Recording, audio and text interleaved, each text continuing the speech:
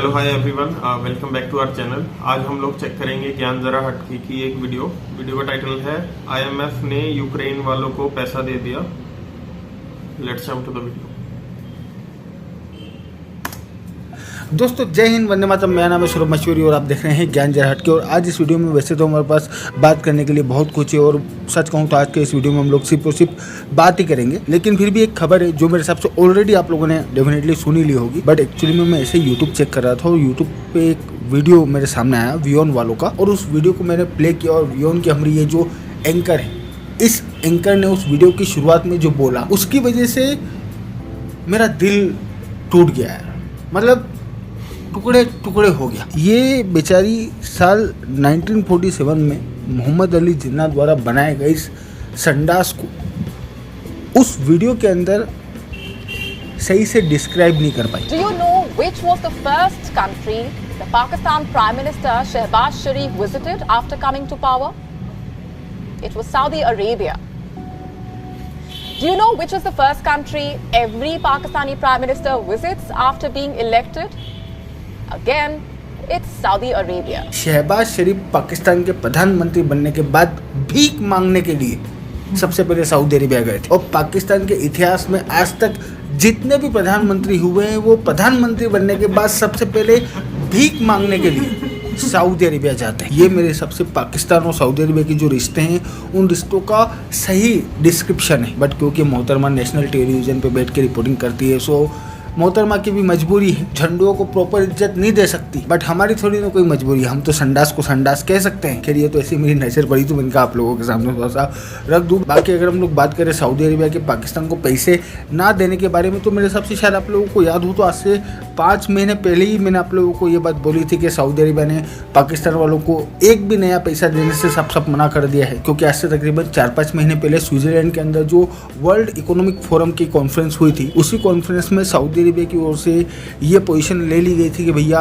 अब ये जो फ्री के लोन बांटने का सिस्टम है, ये सिस्टम पूरी तरीके से खत्म हो गया है और सऊदी अरेबिया अब आगे से किसी भी कंट्री को ऐसे मुफ्त में पैसा नहीं देगा। सो टेक्निकली उसी पोजीशन को सऊदी अरेबिया वालों ने एक बार फिर से रिपीट किया है। और रिपीट करने की जरूरत भी सिर्फ इस वजह से पड़ी क्योंकि ये झंडू लोग अपनी आदत से लाचार है। भाई जब सऊदी अरेबिया वालों ने आज से 4 महीने पहले ही साफ साफ बोल दिया था कि भैया अब हम लोग इस्लाम के नाम पे किसी को भीख के रूप में ढेला भी नहीं देंगे, तो फिर अगलों को जाने की जरूरत क्या थी। लेकिन सच कहूँ तो गलती इन लोगों की भी नहीं। भाई अगर एक बार भीख में मिली हुई रोटी खा के जिल्लत की जिंदगी जीने की आदत पड़ जाए तो वो आदत इतनी आसानी से नहीं जाती, फिर भले कोई कितना भी जलील करे। सो जब आईएमएफ वालों ने इन झंडुओं से बोला कि जाओ पहले अपने उस बाप से पैसा लेके आओ जिसने तुम्हारे हाथ पे लिख रखा है कि आओ तो तेल की शीशी लेके आना, तो बेचारे जलील होने के लिए पहुंच गए। और जब ये पहुंचे तो सऊदी अरेबिया वालों ने अच्छे से जलील करके भगा दिया। और अगर हम लोग सऊदी अरेबिया की बात करें तो सऊदी अरेबिया का जो स्टैंड है वो भी एकदम बिल्कुल जेन्युइन स्टैंड है उनका। भाई डेफिनेटली सऊदी अरेबिया के पास ऑयल है, लेकिन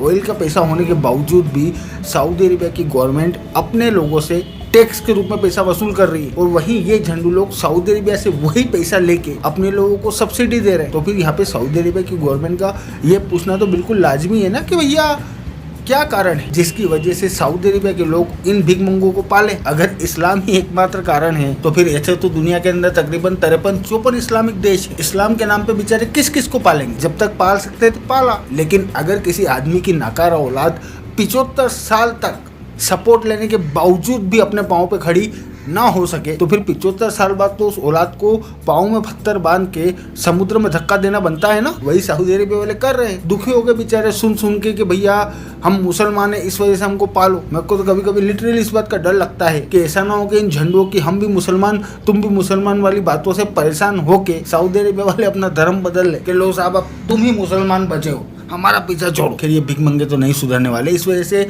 अब थोड़ी सी बात करते हैं आईएमएफ वालों के बारे में, क्योंकि ये जो आईएमएफ वाले हैं ये भी बहुत कमाल चीज है भैया। श्रीलंका के अंदर श्रीलंका की इकोनॉमी कोलैप्स हुई जिसकी वजह से श्रीलंका में फाइनेंशियल क्राइसिस खड़ा हुआ। श्रीलंका की गवर्नमेंट के पास इंपोर्ट करने के लिए पैसा भी नहीं बचा, जिसकी वजह से श्रीलंका के अंदर वो तमाम प्रोडक्ट्स जिन्हें कि श्रीलंका की गवर्नमेंट बाहर से इंपोर्ट करती थी उनकी शॉर्टेज क्रिएट हो गई, जिसने श्रीलंका के अंदर केओस खड़ा करके रख दिया। और जब से श्रीलंका के अंदर ये पूरा का पूरा घटनाक्रम हुआ है तब से लेके लगातार श्रीलंका की गवर्नमेंट आईएमएफ वालों से श्रीलंका को बेल आउट करने के लिए एक लोन के पैकेज की मांग कर रही, जिसे कि IMF वालों ने अभी थोड़े दिन पहले अप्रूव भी कर दिया। तकरीबन $3 बिलियन का लोन IMF वालों ने श्रीलंका वालों को दिया है। बट यहाँ पे ध्यान देने वाली बात यह है कि श्रीलंका वालों को IMF वालों के सामने लोन के लिए गिड़गिड़ाते हुए तकरीबन 1 साल हो गया, तब कहीं जाके IMF वालों ने श्रीलंका को लोन दिया है। और अगर हम लोग इन झंडों की बात करें तो इन झंडों को तो IMF वालों ने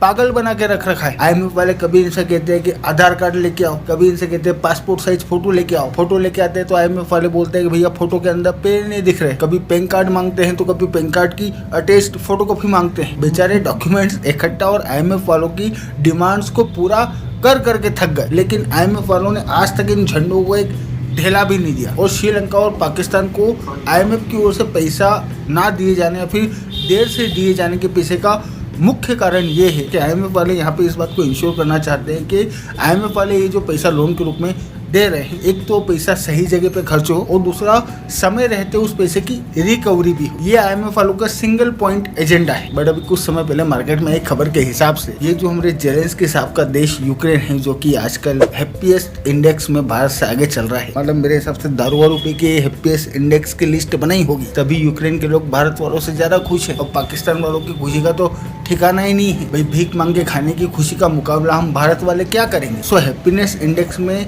यूक्रेन और पाकिस्तान का भारत से आगे होना ऑब्वियस सी बात है, लाजमी। फिर मैं आप लोगों को ये बता रहा था कि अभी थोड़े समय पहले आई खबर के हिसाब से हमारे जेलेंस्की साहब का ये जो देश यूक्रेन है, इस यूक्रेन ने IMF वालों से लोन मांगा अपने यहाँ पे डेवलपमेंट और फूड की व्यवस्था करने के लिए। और आप लोगों को यहाँ पे अब ये कहूँ कि विश्वास नहीं होगा तो फिर तो फालतू बात हो गई।